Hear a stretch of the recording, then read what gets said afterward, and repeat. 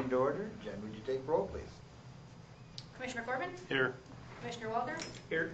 Commissioner Johnson? Commissioner Thill? Here. And Mayor Lindsay. Here. You have before you the agenda for this evening. Make a motion we approve the agenda. Second. We have a motion and a second. All those in favor signify by saying aye. Aye. Those opposed, same sign. Motion carries. Seeing no appearances or acknowledgements, is there anything anyone would like to remove from the consent calendar? Make a motion we approve the consent calendar. Second. We have a motion and a second. All those in favor signify by saying aye. Aye. Those opposed, same sign. Motion carries. Under old business, number 1, hearing upon the application for sale of alcoholic beverages, transfer of retail on-off malt beverage and South Dakota Farm wine license, Happy Hour LLC, GBS 2, Par 4 Tavern LLC, Par 4 Tavern LLC. And this is the hearing portion of it. Is there anyone that would like to speak to it? Carson, did you have anything you wanted to say, plus, minus, otherwise? See if anybody has any questions, I guess. Okay. So, and since we have no one that wants to speak to it, I'm now going to move down to new business number 1, which is approve the application for the sale of alcoholic beverages. Nope, follow me. Transfer of retail on-off malt beverage and South Dakota Farm wine license, Happy Hour LLC, JBS to Par 4 Tavern LLC, Par 4 Tavern LLC. And the reason I did that was because we're going wine to wine, and then we'll go back and do the other. One's a transfer, one's a new license. Yep. No worries. So with that, Commissioner Walter, I was going to ask if you have any questions, comments, Nope. your department? Nope, we're all good, from the public safety aspect. I mean, obviously you guys know the rules and the laws, and I think you guys will, obviously abide by them, and how that works. Police department, from our side, have no issues, and so. Okay. Everything good in the finance office?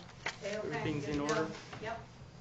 Okay. I'll make a motion that we approve the application for sale of alcoholic beverages, transfer of retail on-off sale malt beverage and South Dakota Farm wine license, Happy Hour LLC, JBS 2, Par 4 Tavern LLC, Par 4 Tavern LLC. Second.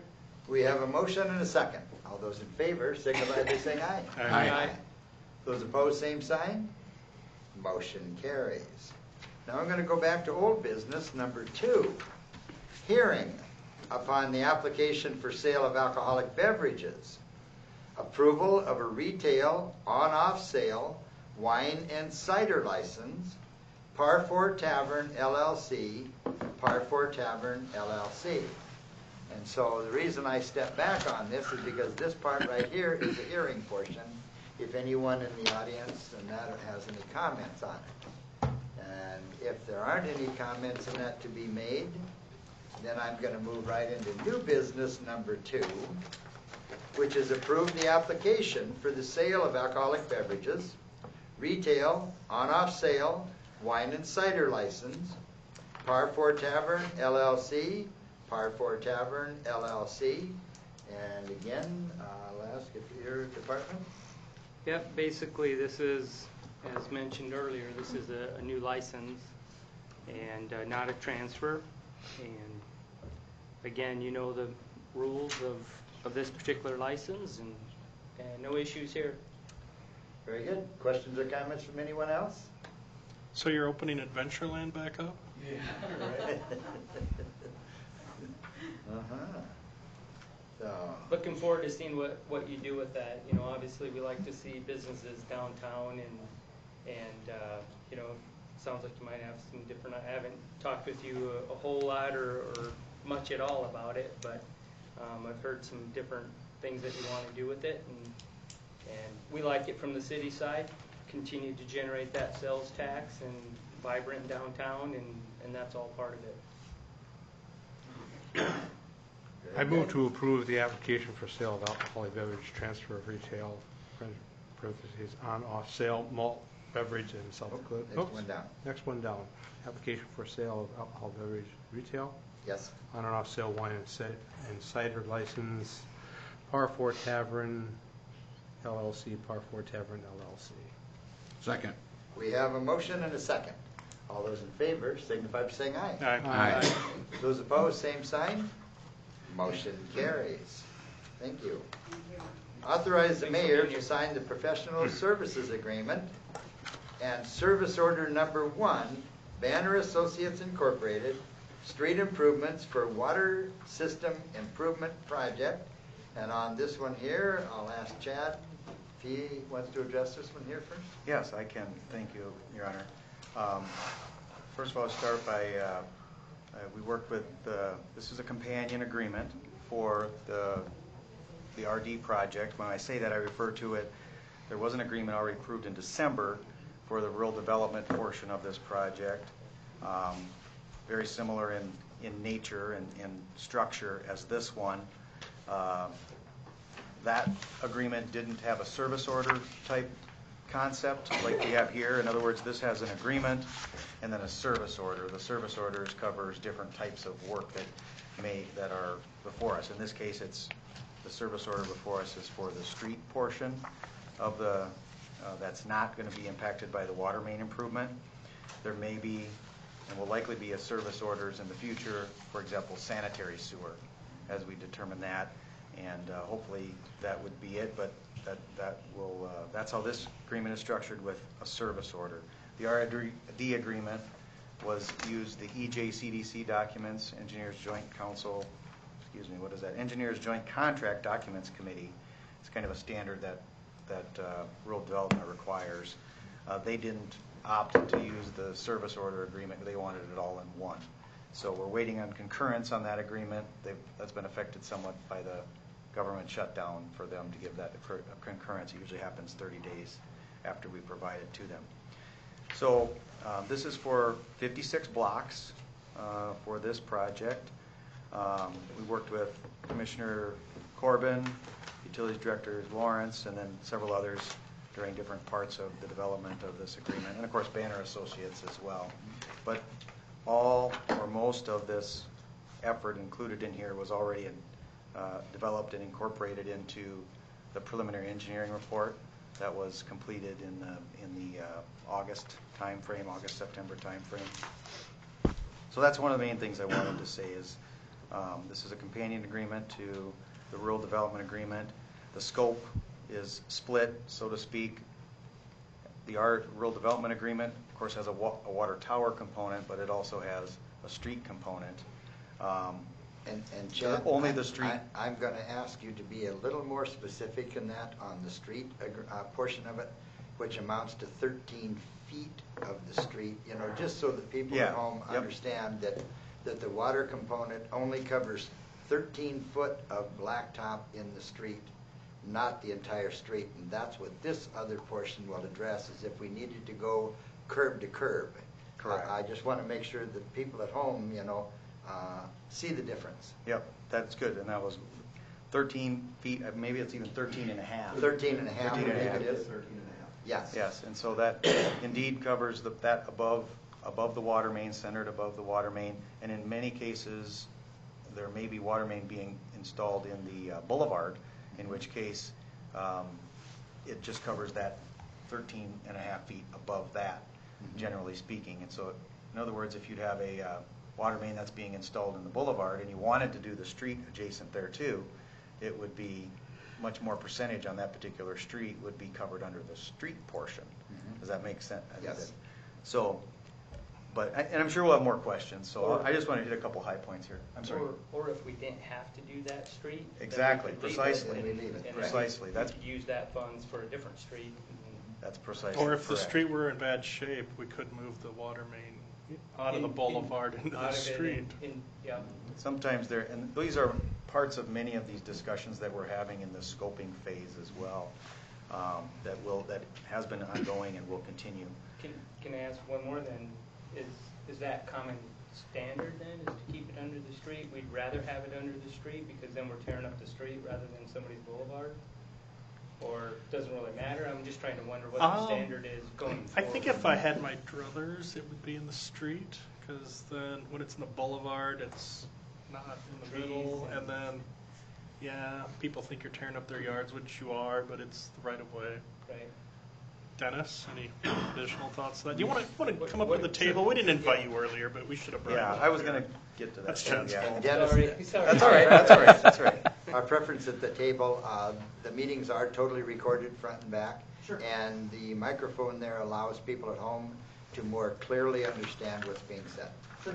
Thank you. Maybe, And Go go ahead. ahead and introduce yourself. yeah. Dennis Redline with Banner Associates, and I've been managing the project, the PDR portion, and then the preliminary design portion, which is what we're in right now for this project. Okay. Very good. So back to my question then, if I can, was what are you guys seeing like across the state? Are the preference being under the street or boulevard? Typically, utilities are within the street. Okay. Okay. And Madison's, I won't say completely unique. There are some communities where we still see Well, utilities. we're in the boulevard. unique. Well, Not completely. with respect to where the Understand, utilities are. understand, thank you. Yes. And in many cases, as we're going through the preliminary reviews of this and scoping and preliminary design, you know, if you go up a 4-block stretch, it may be in one block in the left side of in the street. In the next block, it may be in the right side of the street. In the next block, it may continue to be in the right side of the street. And then the 4th block, it may be in the left boulevard. You know, And so with this project, obviously, I'm thinking we're gonna clean that up, right? if we can. If we can. You know, sometimes there's different constraints as Very far good. as the sanitary sewer. Yep, And so on. yep. So this includes alternates, primarily, in both this agreement and the rural development agreement included alternates, because one of the key items we wanted to do is make sure we had enough work, at least preliminarily designed, and in some cases, we'll have to bid that to assure that we can use 100% of our grant. Because in other words, if we bid this and we get really good prices, if we don't have alternates on the back burner, so to speak, so that we can, in essence, do more water lines, because our prices are better, we'd be able to do more water lines, we won't be able to utilize our full grant, because we get the grant dollars at the end. At the end. So those alternates amount to about 7 blocks. And then the final thing I'll say, and then I'm sure we'll have many questions, we've been talking, of course, Commissioner Corbin has been involved in this significantly, and I believe we've mentioned this before the entire commission, but we anticipate checking in with the full commission in some fashion after that preliminary design step to present a couple different options, if I'll describe it that way. One would be, say, for every street every road we're working on, we're going to replace the entire street no matter what. And that's essentially what the number was that was in the preliminary engineering report, around $5 million. So in other words, the water was $10 million, again, including the tower, and then the rest of the street was $5 million. So that would be option 1. That may change slightly as we get into the scoping. It may be 4.2 or 4.5. We don't anticipate it going over 5, and that's actually our goal. We'll probably artificially cap it, even if it gets that. A second option would be if we say our goal is to put in just the water main, and we're going to do as little street as possible. In other words, that may end up being such that it's the RD project only, and we have nearly no ineligible street repair. And so we want to tell you what that looks like, what kind of dollars those show. And then a third option, which would be based upon a review of the infrastructure, essentially, including the sanitary sewer, which is yet to be fully investigated, but then also the street surface. And so it would be often cases looking at on a matrix, we often refer to it as at a street-by-street basis, and some streets we may have to put it in part of the street, some streets we may be able to do entirely in the boulevard, the street condition is so bad, even if we're working in the part of the street or even in the boulevard, that street isn't going to hold up. We need to do it. So we're going to try to use our best judgment, the design team. We're going to go over that and present that as another option to you so you can see and give us some guidance at that point. It's kind of a check-in, say, well, let's do them all while we're here, because we may not get back to this part of town in quite some time. So that is likely to happen near the end of the preliminary design phase. So that, no, of course, there'll be other points of approval or check-in with you based upon rural development's requirements to approve this, that, or the other thing, that we can talk about this, or if anybody else just has a point of discussion. So those are some of the main 3 points I was going to bring up. I guess as far as cost, you can see the cost in here was for not to exceed of 800 and, excuse me, what was the dollar amount, Jen? 819,000, and that's for the services. It's an hourly, not to exceed contract. If less hours are needed, then there'll be less, and then that would be the cap. So with that, I would invite, Utility Director Lawrence, if he has any comments. I'm sure I glassed over a fair amount of things. And You covered a lot of ground, though. Well, yeah, not very well, I'm sure, but I tried to start the discussion. So You did good. yeah. Yeah, the biggest thing is we're just going to have to decide between, when we look at it, every single street, we're going to create a matrix, basically, is what it's going to be. And you're going to have, condition ratings for the sewer, condition ratings for the street, and then location of where the water main is. And then we'll look at that and say, okay, is this street a candidate for full replacement? If it is, where's the water main? Do we need to move it in? All those discussions will be had. A lot of the things that impact where the water main ends up is what it's tying into on each end. If you have to tie into a certain spot and that main stops somewhere, you basically either have to extend that main or go to where that main is. And so we may or may not be able to move them around as much as we want right now. And that's all to be looked at. We're still in that process of putting that together.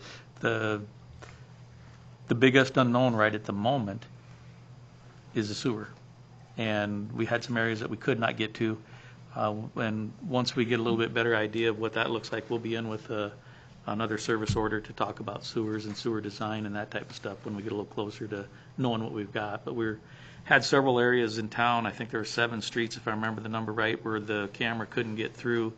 There was blockages in 2 places, and there was a dead zone in between that we could not get the sewer camera in. And I do know there is one 6-inch sewer main on one street that they couldn't get in at all.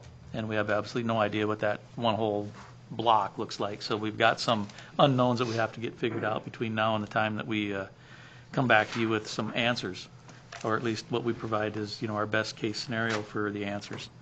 It's quite a daunting task. And part of the reason that you see some of these numbers that might seem to be a little bit high, especially on the streets, is we had to do some work ahead of time to fly it, to get some surface recordings with a high definition drone. And the reason for that is because right now they're all covered in ice. And when we go to do our evaluation, we wouldn't have anything to look at. We have to be able to look at the drone flights and be able to look at the cracks and kind of get an idea of the condition of the street. We do have a street report that was done a few years ago, but we want to be able to look at that ourselves and take a look, how things have changed since then, because it doesn't take long for streets to start deteriorate once they start going. So That's the report where we did those core samples and some of that with SCSU. Yep. And Yes. all of that. We're And using then- that as a preliminary guide. on Good our to know we're district. actually using one of our studies. Yes, and we're using it for screening. We're kind of screening out, and that's kind of the first step is in a decision-making process, is you screen out your alternatives, and you screen out the ones that are either, are automatically bad, so you just put them in the bad pile already. We know we got to fix these. And then there's going to be the ones that are in between that we really have to evaluate. And then we got the ones like, I think it's Fifth or whatever, that's just 2 years old that we know are in really good shape. And luckily, the water is behind the curb in the boulevard. So there's a pretty good chance, I think there's 2 blocks of that street that we aren't going to have to mess with too much, other than some service lines. And we're going to try to do those through, a variety of methods so we don't have to tear up the street. So those are kind of the parameters we're working in is, good, bad, and ugly. And, or maybe not bad, but good, and mediocre, and ugly. And all of that's going to get put into a big matrix, and we'll come out of that with an answer that we think is the best answer for us. We'll have the full replacement, the best answer, and the minimal replacement. And we'll bring you the prices for those when we get done and try to give you the best estimate of what we can do with the money we've got. And Brad, I know the question is going to come up now and that, is, well, why did you have an issue not being able to get the camera through? And I know the answer, but I'd like you to address that so that, that question is answered already. Yeah, the sewer mains, when the plumber comes in and does a tap, they have to core a hole in the sewer main, put the material in there, and then depending on the era of when it was constructed, you can do it with a cementatious type coverage on the outside. There may be some cases they did like an asphalt type preparation, around it to seal them up. So you want to seal that service line coming in. At times when the plumbers did that, they accidentally got the service line in too far, and what they call a protruding tap. And when the service line gets in too far, the camera can't get past it. And because it's clay tile, they can't muscle their way by it. They'll have to come back through and use a chipper to chip out the clay tile, and they'll be able to get the camera back through. But that's another process that needs to be done. And we need to do it on, like I say, I think it's something like 7 streets have double blockage, and there's a couple other that have single blockage. And so we're going to have to go through and trim all them out so we can, if we're going to line them, we have to do that work anyway. So it's something that's not really going to be wasted. But I do, there are some streets we know already that in the preliminary analysis on the sewers, there was one block that had 18 problems that were significant. That's just without even seeing the tape, just looking at the numbers, you can say that's probably a candidate for being replacement, because it could be more than that, because the maximum number you can put down is 9 for the problem, for the type of severity. So it was a 5 worst severity, 9, and a 4 second worst severity, and a 9. So there were 18 problems at a minimum. There might be more than that in that one section of sewer. So we do know there's going to be a couple pieces we're going to replace. That 6-inch one. Let's not hire that plumber. Well, I'm pretty sure that plumber has assumed ground temperature. Exactly. Most of the sewers were done probably in the early 1900s, is my guess, just by looking at it. They look real similar to some of the ones in Fort Pierre. The good news is that Madison has a fair amount of grade to the streets on most of the streets, and so the sewers function pretty well. On the flat in Fort Pierre next to the river, we didn't have quite that ability to have some of the sewers that work here. They wouldn't have worked in Fort Pierre because they don't have the slope. So that's the thing that we're fortunate we have quite a bit of slope around here, and that does make the sewers function pretty well. It also allows us to line sewers that we might not have been able to line somewhere else, because anytime you get a dip in a sewer, then your solids fall out, and then you don't get the through flow. And so we're getting off in the weeds here a little bit, but that's something that we can do here because they still got slope on them. Even though it's a little bit of a dip, there's slope, and the water flows through it, and there's no problem. So, but that's the big unknown right now, and we'll have to figure out where we're heading with sewer. Right. And they'll be funded, I anticipate this will be funded, this general fund, this service order general fund, as opposed to the one that was already considered and approved, will of course be water, because that was entirely a water fund type scenario. And then, of course, if the sewer comes forth, it'll be the sewer fund. And then I think in a couple weeks there'll be a funding discussion happen with some people that are working with Jen as well to talk more about that as well. If I'm not mistaken, we're using 2 studies we had on the shelf for this project, aren't we? The road one, and then Banner did a distribution study. 3. 2 distribution studies. Oh, okay. Yeah. 2 of the 2 distribution studies were used to compile the PER. Yeah. Which was helpful, I assume? Otherwise, you wouldn't have funding. Right. In a Another one 2-week would be time frame. We had a preliminary, like a utility evaluation study. Also, we pulled different parts and pieces from that. That built a little bit on the water model and associated. I don't want to call it a study, but it was just a report that came with the model. The main work was just updating the model. But so there was another one as well related to water tower recommendations and so on that we used as well. And the cost of this, roughly $800,000, is based on if we were to do the full $5 million on streets. If we were to scale it back, of course, our engineering costs would come down proportionally, I'd assume, or roughly proportionally. But this is a general fund expense. The RD portion is all water, which will be covered by the money we charge for water. We've loosely looked at some funding mechanisms for funding the streets, including second cent and possibly external financing. But us as a group, once we decide how many streets we want to redo, we'll decide which path we want to go down. Ultimately, Jen's looking at some different options. But we have identified a reserve to utilize to fund the design work for this year because, as you recall, I told you guys there wouldn't be any expense in 2019 for the RD project. well, I forgot about design, so here's some expense. But luckily, our finance officer found a way to pay for it this year, and we'll repay that reserve once we get our financing in line. At least that's my understanding. That's the goal. Because this would be part of the $5 million. I mean, design is part of the total cost. Anything else, Dennis? I was just going to mention one more thing, and that is, as we scale back the street portion, and we anticipate doing that, we scale it back, the engineering will become a larger percentage, because we did the engineering for the entire project up front. We did all the analysis, did the surveying, and that surveying's from sidewalk to sidewalk. And because we don't know how far we're going to go back to catch all the curb stops and everything. So all that work's done, and it's not wasted. We're going to import as much of that as we can into our GIS system, so all of that's going to be to survey grade. But we did all that work to start with. We are probably not going to, I mean, we already know we're not going to do probably those two blocks of Fifth. It wouldn't make much sense to go tear that up, brand new asphalt up. So we already know we're going to pare off some of the blocks of the improvements. So the engineering cost as a percentage will go up as we trim down the project. I just want to make you aware of that that's the unique circumstance of doing all the upfront work that we had to in the time frame that we were given. So We flew 76, a little over 76 blocks with the drone. So we had aerial imagery, high definition aerial imagery for 76 blocks. The base bid's 56, and the alternates that we have so far are additional 7. And so if we do get really good prices and we can do all of it plus the alternates and we need to go farther, we've got some stuff already ready to evaluate. And prices on bid day are, we're putting in a lot of PVC pipe.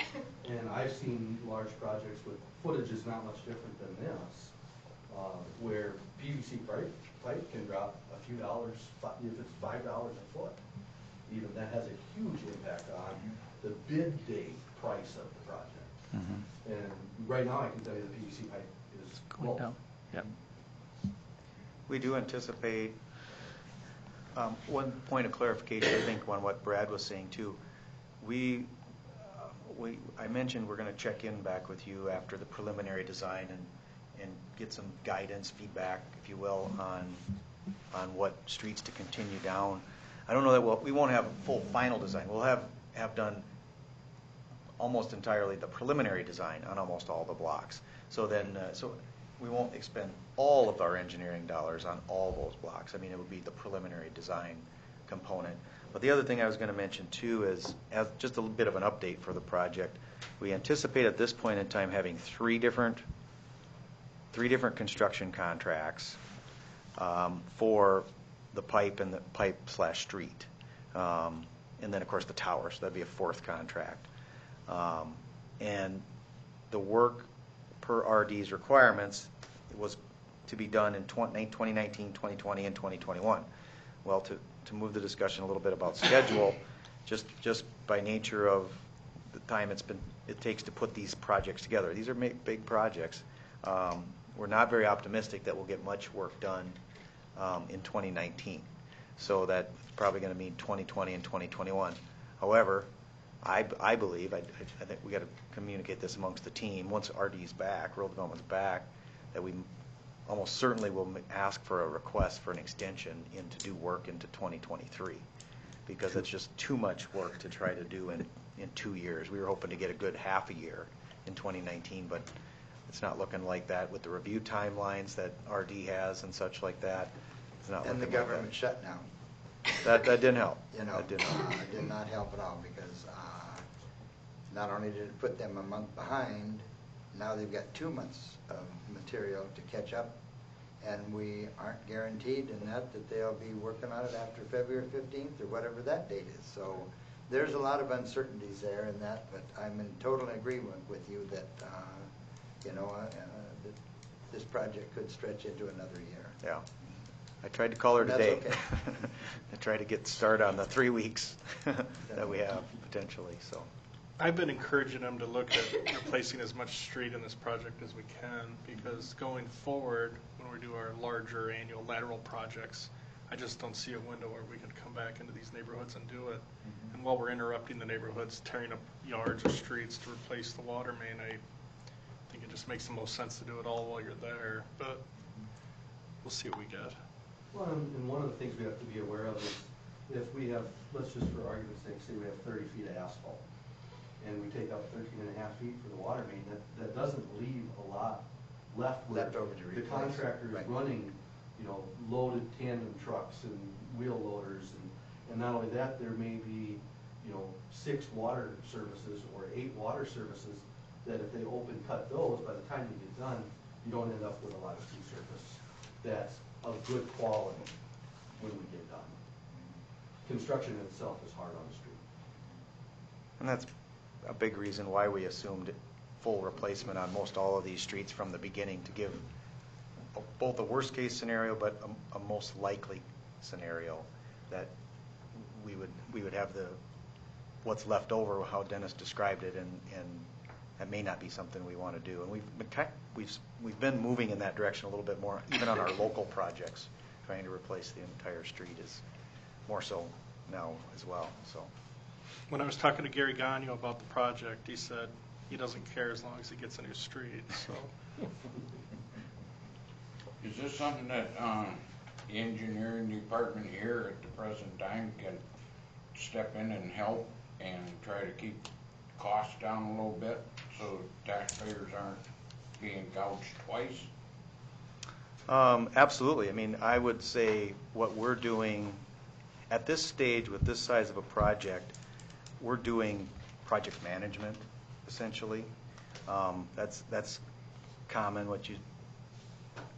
More my counterparts, you talk to that, particularly with larger projects like that. I mean, in other words, coordinating with the commission, coordinating with the design team, and then the resident construction team. We are very engaged in this. Banner's going to be doing the construction admin. I mean, just a $15 million project that we just can't do that in-house. I realize some of that. But we're going to do as much as we absolutely can. We're going to also, though, try to continue to have, as long as the funding will provide, which we've been mapping out a path to try to continue to have projects in these next 3 years. We're going to continue to try to do our own projects as well. Separate from these. Correct, separate from these. We got other work we need to do too. Yeah, so we are going to be contributing, significantly to the project. I would say that, Bob. We've already used some of our GIS stuff as the basis for, so a lot of the work that's already been done was work that was done by the city that was transferred to Banner on the GIS system, so they could use that for a lot of the preliminary planning in the PER and some of those things that was done early on, and a lot of that came from the GIS system we already had. So a lot of the preliminary work was done by our own crew. And then in 2019, and that we do have the Highway 34 rebuild that's also coming through. We do. And so our staff will be busy, with that project too as well, so. From a staffing and funding standpoint, the best thing that could happen would be for us to be able to not construct the RD project in 2019 from our own personal setup, and then from a financing standpoint, it'd be better too. So for both aspects, I think it'd be better if we're allowed to extend it due to the circumstances with the shutdown and other things, to extend the project to the 2022 timeframe, and try to utilize that as our build times, and that'll help us out both in timing for people and timing for money. Other questions or comments? I'll make a motion authorize, yeah? So may I? If Yeah. you're supportive of this, then I think we would ask that your motion be to sign the professional services agreement with Banner at a cost not to exceed this $819,400. And then you'll see on the agenda, we'll have a subsequent motion of use of that essential bond reserve. And that is a reserve right now in the general fund. This is all general fund expense. As per Dennis's estimates here, we would anticipate expending about $447,000 worth of this $800,000 yet in 2019. Therefore, the use of the reserve and the need for that general fund cash. How much was that, 447? 457. 457. Yep. That's In anticipated. 19. We anticipate spending in 19. In 19. From the reserve. Correct. But that number would not have to be in your motion. Your motion would be not to exceed the 819. Correct. 400. Or you want to obligate 457 in the next motion? Please. The use of that reserve will be your next motion. Please We can do vote. that in the next motion. I'll make a motion to authorize the mayor to sign professional services agreement, service order number 1 with Banner Associates Incorporated, street improvements for water system improvement project, not to exceed $819,000. 819-4, please. 400. Thank you. I was gonna let them eat that.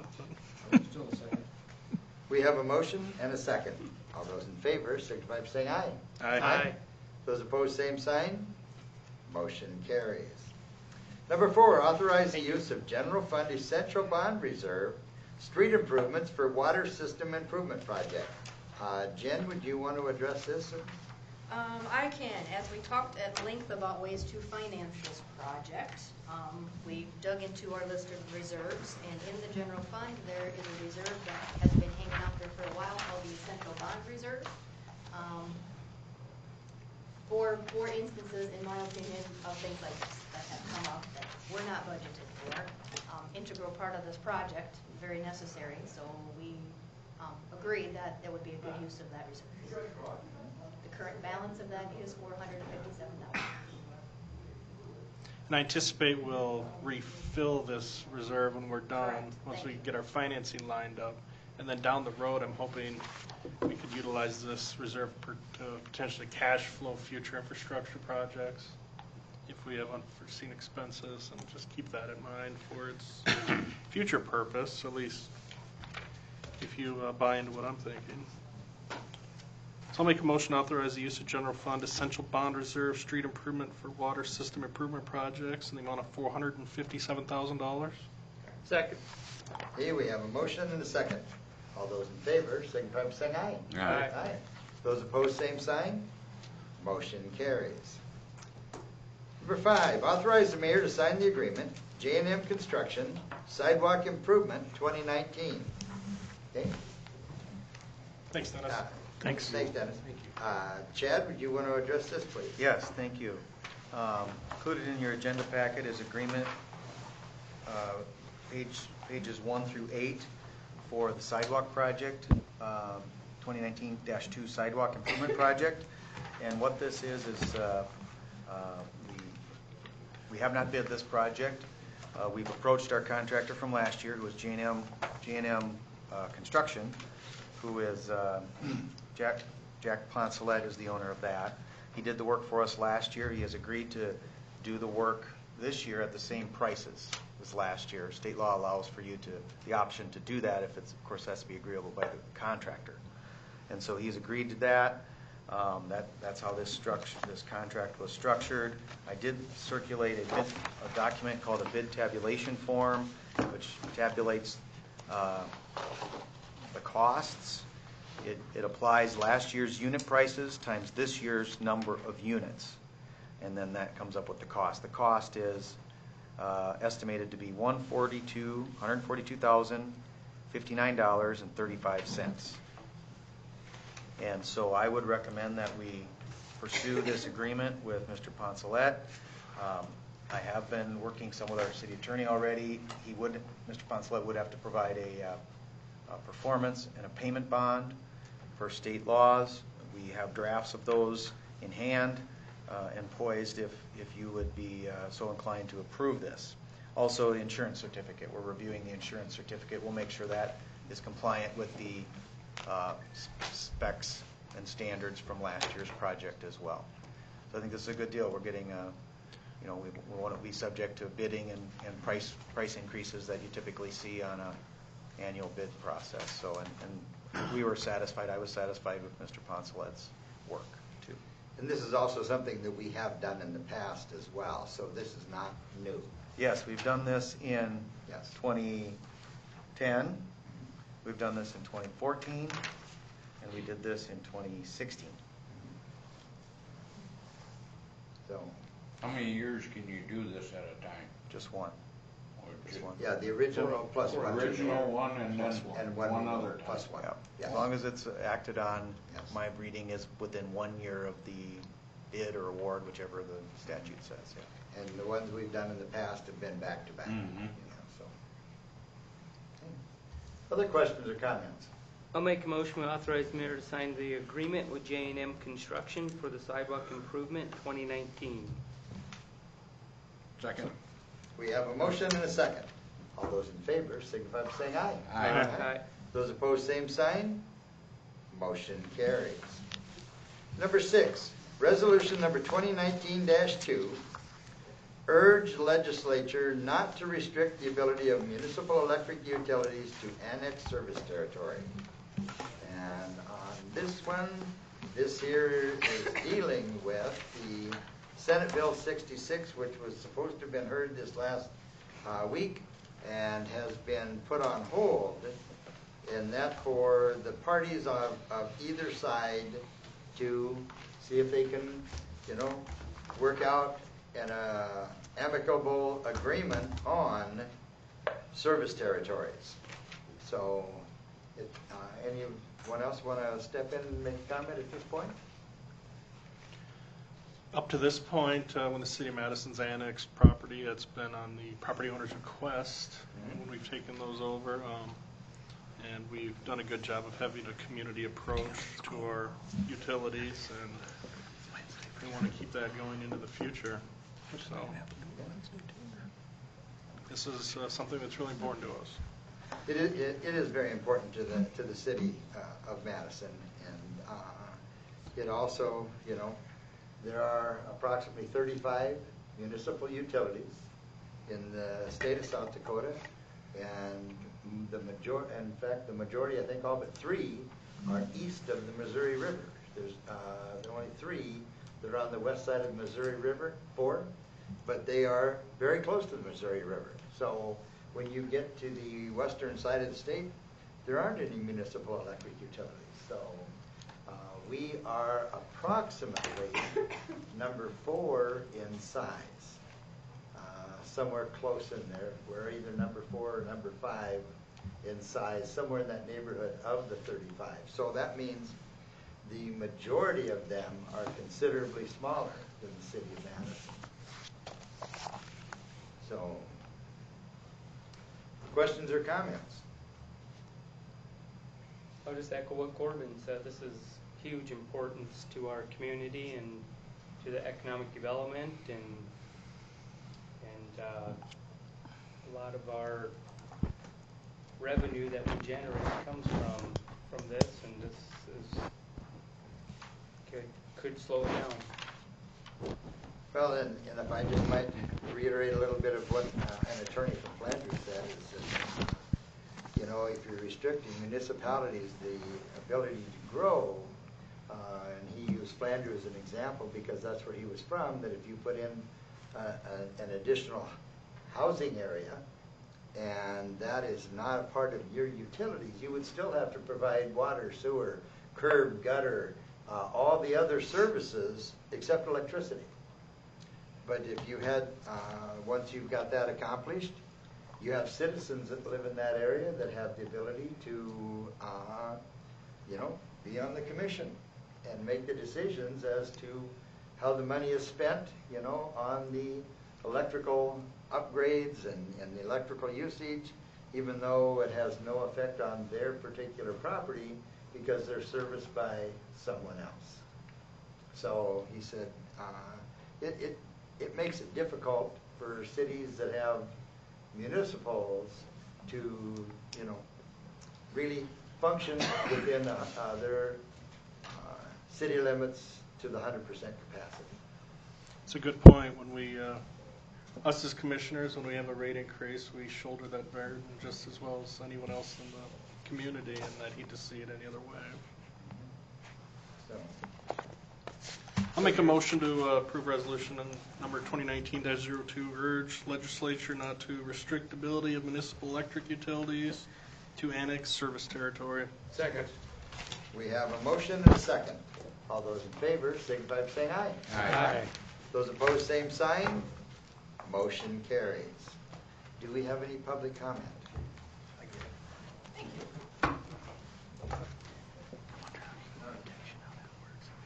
None? All right, seeing no public comment, no announcements, no executive session, do we have a motion to adjourn? Make a motion to adjourn. Second. We have a motion and a second. All those in favor, signify by saying aye. Aye. Those opposed, same sign. It's ridiculous. Motion carries. Thank you, everyone. Well, they got a bunch of people to sponsor it before they